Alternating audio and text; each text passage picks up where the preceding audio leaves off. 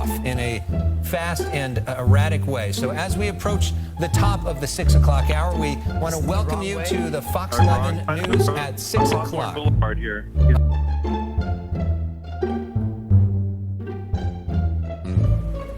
Pulled in to a parking lot, sort of nonsensically.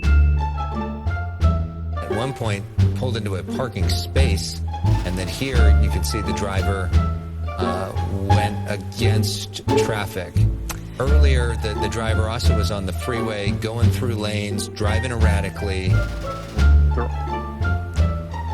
Here, so look at this video. This is what sort of was early on in the pursuit, where the driver just sped away. It was sitting there, looked like this whole thing was going to end, and then you see that erratic going against traffic, and just sort of a frightening thing for everybody in that neighborhood. Well, as you say, our chopper needs to refuel this.